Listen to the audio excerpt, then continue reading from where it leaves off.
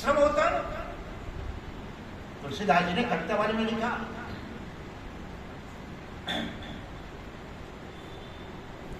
जैसे रास्ते का गड्ढे का जल, रास्ते के गड्ढे में जो जल भरा है तो कभी निर्मल नहीं बन पाता। जब उसकी गंदगी बैठने लगती है, कोई गाड़ी चढ़ जाती है, चरण पड़ जाता है तो फिर गंदा हो जाता है। वैसे हमारा मन है, कभी निर्मल नहीं हो पाता। नदी का जल तो नहीं है, जैसे नदी का जल निर्मल रहता है। सदा मलिन के पंथ के अजल जो कबहु न हृदय थिरानी। ये जो रास्ते के गड्ढे में जल है वो कभी निर्मल नहीं बन पाता। नदी का जल निर्मल रहता है। भाई आपका चरण पड़ा, गंदगी ऊपर आ गई, जैसे बैठने लगा, वैसे तुलसीदास जी ने कहा हमारा मन भी निर्मल नहीं हो पाता।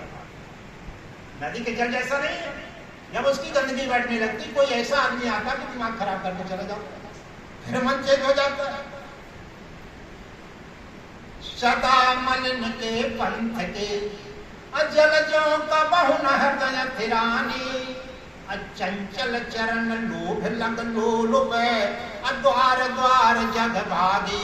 ये चरण लालच को भागते हैं लोभ के कारण। चंचल चरण लोभ लग लोलुप द्वार द्वार जग भागे।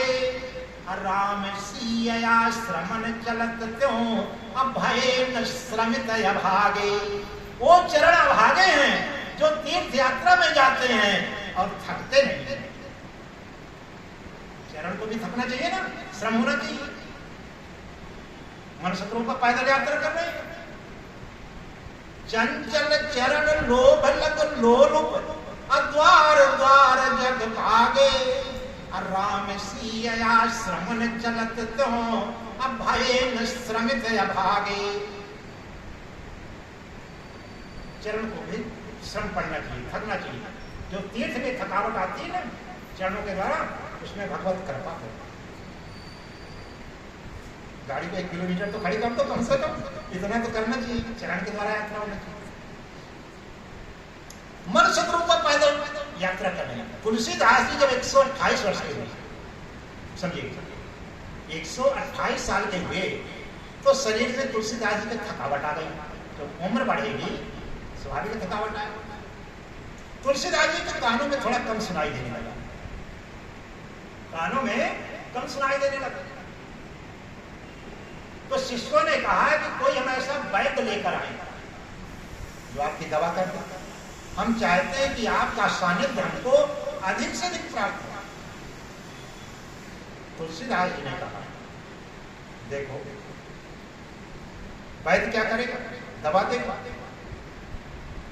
उन्होंने कहा अब दवा की कोई आवश्यकता नहीं है। यदि कानों में कम सुनाई देता है तो कम से कम किसी की बुराई तो सुनने को नहीं मिलेगी। कम से कम किसी की बुराई दुख को सुनने को नहीं मिलेगा। नहीं, कोई ना कोई आएगा, फलाना व्यक्ति ऐसे से ऐसा कर रहा है, तो वो पाप से तो मुक्ति मिल जाएगी। बुराई सुनने को किसी की नहीं मिलेगी। रही नेत्रों की बात, उम्र बढ़ेगी तो नेत्रों में स्वाभाविक कम दिखाई देगा। रही ताकत की बात, तुलसीदास जी ने कहा उम्र बढ़ेगी तो ताकत भी कम होती चली जाएगी। कहा यदि आपके पास कोई ऐसा वैद्य हो, शिष्यों से कहा तो मेरे पास लेकर आओ, तो मेरी नाड़ी पकड़ कर देख कर वो बताए कि कहीं वृद्धावस्था में राम जी से प्रेम को कम नहीं हो रहा। वृद्धावस्था में राम जी से प्रेम तो कम नहीं हो रहा। यदि राम जी से प्रेम कम नहीं हो रहा तो कुछ कम नहीं हो रहा। श्रवण घटा हूं पुण्य द्रग घटा हूं, श्रवण घटा हूं पुण्य द्रग घटा हूं, अघटा हूं सकल बल दीन। ऐते घटे घटी है न कछु, अघटे न हरि से। यदि राम जी से प्रेम नहीं घट रहा तो कुछ नहीं घट रहा। घट जाने दो, कोई वैद्य की आवश्यकता नहीं है। यदि आपके पास ऐसा वैद्य हो कि मेरी नाड़ी देखकर बताए कि कहीं राम जी से प्रेम तो कम नहीं हो रहा। यदि प्रेम भगवान से कम नहीं हो रहा तो कुछ नहीं कम हो रहा। श्रवण घटहु पुन द्रग घटहु अघटहु सकल बल दी आई दे घटे घटी है न कछो अघटे न हरि सोने। तुलसीदास जी ने कहा कुछ लोग अपने को वृद्ध नहीं मानते, कितनी वृद्धावस्था आ जाए, मानते नहीं वृद्ध। जो रावण की विचारधारा वाले व्यक्ति होते हैं, कर्म कर रहे हैं, कर्म क्या है? कर्म एक आराधना, प्रभु श्री राम की आराधना ही सच्चा कर्म है जो हमारे साथ में जाना है। बाकी तो पेट पालने के लिए कोई व्यापार कर रहा है, घर चलाने के लिए कोई नौकरी कर रहा है, क्योंकि घर तो चलाना ना। कर्म वो है जो हमारे साथ में जाना है, ये तो मजबूरी करना, घर में रहना है तो काम करना पड़ेगा, मजबूरी। कर्म एक आराधना, कर्म एक आराधना अजय विधरी जय राम, असो करता करनी करे अपन पुन पलटत नाम। भगवान राम के नाम की आराधना ही सच्चा कर्म है जो साथ में जाना है। तुलसीदास जी ने यहां तक लिखा, सो सुख कर्म धर्म जरी जाऊं, वो सुख कर्म धर्म में आग लग जा। सो सुख कर्म धर्म जरी जाऊं, अजहन राम पद पंकज भाऊ।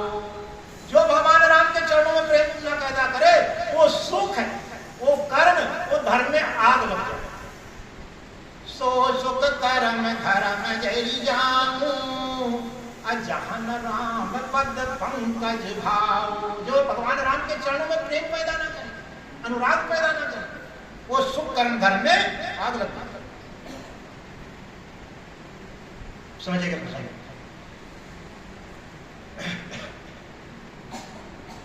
मनुष्य स्वरूपा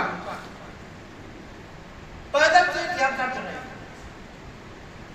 अभी हमने बताया कि कुछ लोग जो रावण की विचारधारा वाले होते हैं अपने को वृद्ध नहीं मानते। रावण की पत्नी मंदोदरी समझा रही है, स्वामी आप वृद्ध हो चुके हो, अब वृद्धावस्था में आप सीता जी का अपहरण क्यों कर रहे हैं, क्यों आपने किया? रावण सबको वृद्ध घोषित कर रहा है, अपने को वृद्ध घोषित नहीं कर रहा कि मेरी भी उम्र हो गई है।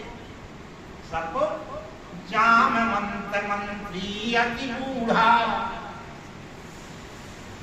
जामवंत बूढ़ा हो गया अब मेरा क्या बिगाड़ लेगा।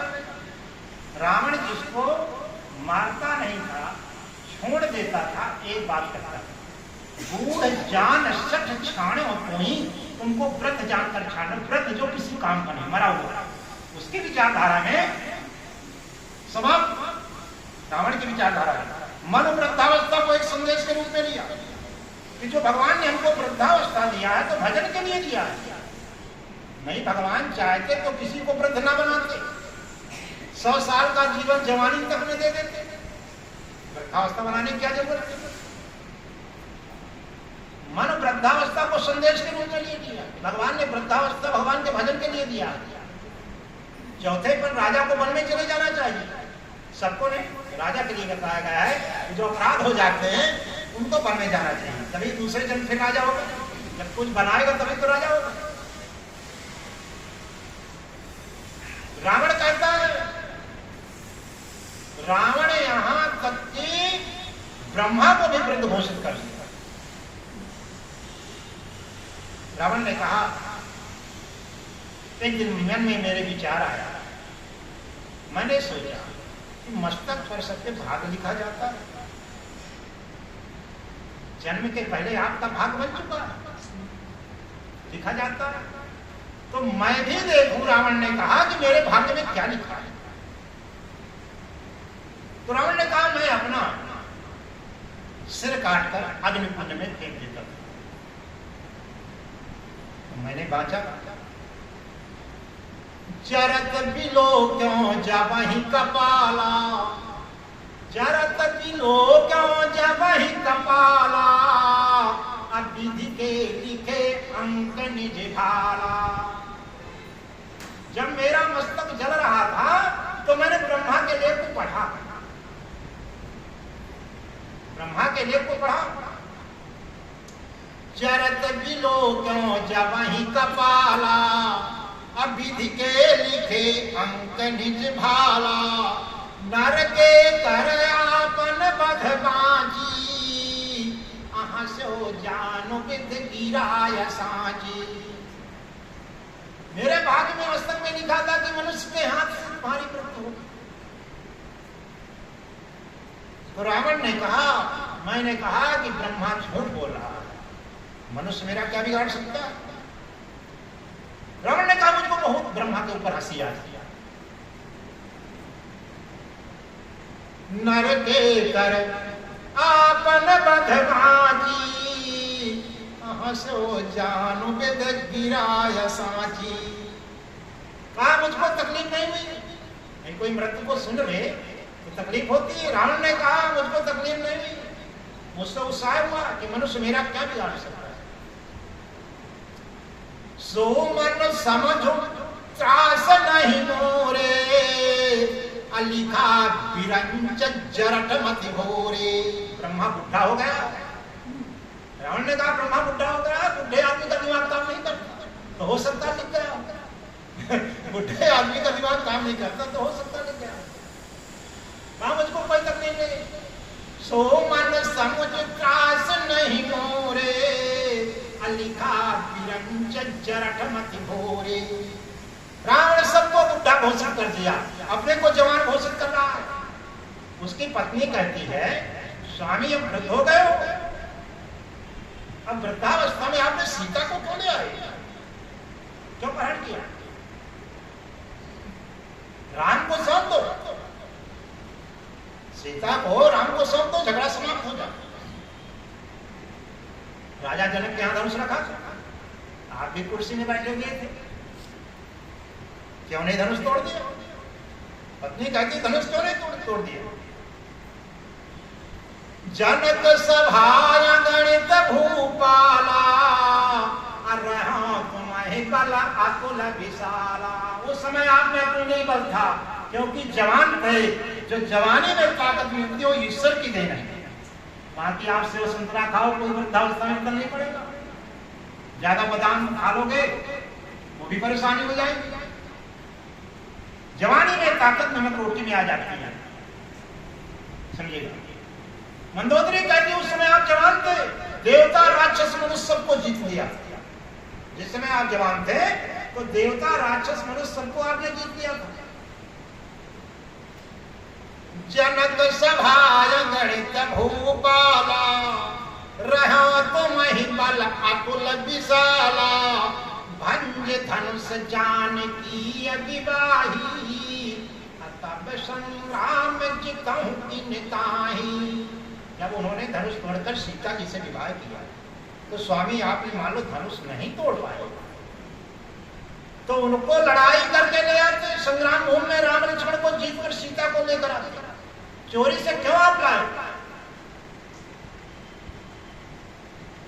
अब तो चौथा बना, संत कहाई नीति दशानन, संत कहाई नीति दशानन। चौथे बन जाई नटकानन, अताश भजन कीजियता भरता। जो करता पालक संघरता, तासु विरोध न कीजिए नाथा। स्वामी राम से विरोध मत करिए। मंदोदरी ने कहा रावण को, स्वामी राम से विरोध मत करिए। काल भी उनके चरणों में मस्तक नवाता है, जिनसे आप विरोध कर रहे हैं, जिनकी पत्नी को आप अपहरण करके ले आए। तासु विरोध न कीजिए नाथा, अकाल कर्म जीव जागे हाथा। तो स्वामी मेरा कहना मानेंगे। रावण ने कहा बोलो। राम ही सौंपी जानकी, जाकर सीता को सौंप दो। राम झगड़ा समाप्त हो जाए, सीता के लिए तो झगड़ा है। राम ही सौंपी जानकी, अनाई कमल पदमान। उनके चरणों में मस्तक टेक दो राम जी की, झगड़ा समाप्त हो जाए। राम ही